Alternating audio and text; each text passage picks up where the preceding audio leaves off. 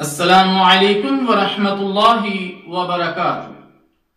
الحمدللہ رب العالمین والصلاة والسلام علی اشرف الانبیاء والمرسلین نبینا محمد وعلی آلہ واصحابہ اجمعین اللہم صلی علی محمد وعلی آل محمد۔ محترم سامعین کرام، آج کی گفتگو میں موضوع اور جورابوں پر مسح کے بارے میں گفتگو کی جائے گی۔ اگر موزے بحالت وضو میں پہنے ہوں تو ان پر مسح کیا جا سکتا ہے۔ سیدنا مغیرہ بن شعبہ رضی اللہ تعالی عنہ بیان کرتے ہیں کہ رسول اللہ صلی اللہ علیہ وسلم نے بلا شبہ موضوع پر مسح کیا، صحیح بخاری۔ سیدنا ثوبان رضی اللہ تعالی عنہ فرماتے ہیں کہ رسول اللہ صلی اللہ علیہ وسلم نے ایک جہادی دستہ بھیجا تو ان لوگوں کو سردی نے آ لیا۔ جب وہ رسول اللہ صلی اللہ علیہ وسلم کے پاس آئے تو آپ علیہ السلام نے انہیں پگڑیوں اور جورابوں پر مسح کرنے کا حکم دیا۔ سیدنا مغیرہ بن شعبہ رضی اللہ تعالیٰ عنہ فرماتے ہیں ان رسول اللہ صلی اللہ علیہ وسلم توضع ومسح علی الجورابین والنعلین، مسند احمد، سنن ابی داؤد اور سنن ترمذی۔ بلا شبہ رسول اللہ صلی اللہ علیہ وسلم نے وضو کیا اور جورابوں اور جوتوں پر مسح کیا۔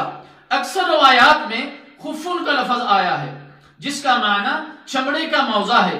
اس سے بعض لوگوں نے یہ سمجھ لیا ہے کہ مسح صرف چمڑے کی جوراب پر ہی ہو سکتا ہے، اون یا کاٹن کی جوراب پر جائز نہیں، جبکہ اس سے مراد وہ چیز ہے جس سے پاؤں کو ڈھانکا جاتا ہے، جیسا کہ بعض روایات میں التساخین کا لفظ آیا ہے جس کا معنی ہے پاؤں کو گرم رکھنے کی چیز، اور جوراب کا استعمال بھی اسی مقصد کے لیے ہوتا ہے۔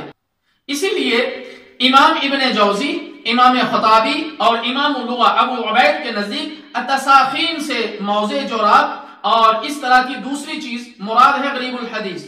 دراصل شریعت کی نظر میں مسح کا سبب چمڑا نہیں بلکہ پاؤں کا ڈھانپا ہونا ہے اور پہنی ہوئی چیز کو بار بار اتارنے کی مشقت ہے۔ اسی لیے مقیم کو 1 دن رات اور مسافر کو 3 دن رات تک مسح کرنے کی اجازت دی گئی ہے۔ اس کے برعکس کسی عقلی یا نقلی دلیل سے یہ معلوم نہیں ہوتا کہ مسح کا اصل سبب چمڑا ہے اور نہ چمڑے کے علاوہ دوسری چیز پر مسح سے ممانعت کا اشارہ موجود ہے۔ لہٰذا اگر حدیث میں محض چمڑے کے موزے کا ذکر ہوتا تو بھی اپنے عموم کے پیش نظر جورابوں پر مسح جائز ہوتا، لیکن جب حدیث ہی میں خفن کے علاوہ پاؤں ڈھانپنے والی دوسری چیزوں پر مسح کرنے کا ذکر صراحتاً موجود ہے تو جورابوں پر مسح کرنا بالاولیٰ جائز ہوا۔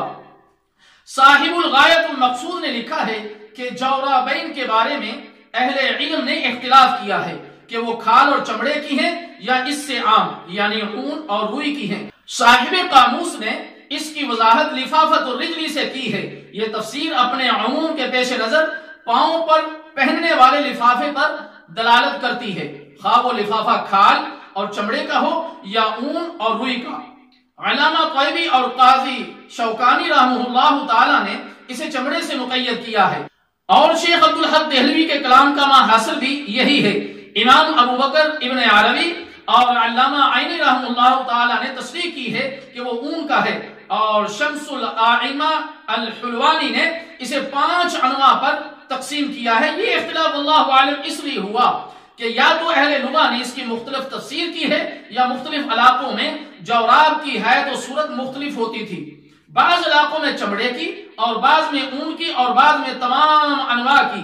ہر کسی نے اپنے اپنے علاقے میں پائی جانے والی جورابوں کی حیت کے لحاظ سے اس کی شرح کر دی، اور بعض نے تمام علاقوں میں پائے جانے والی جورابوں کے بارے میں تفسیر کر دی، خواہ وہ جس بھی نوع سے تعلق رکھتی ہوں۔ غایت المقصود پس ثابت ہوا کہ جورب پاؤں پر چڑھانے والے لباس کو کہتے ہیں، وہ خواہ چمڑے کا ہو، سوت کا ہو یا اون کا، اور ان سب پر مسح کرنا جائز ہے، ان کا انکار کرنا صحیح نہیں ہے۔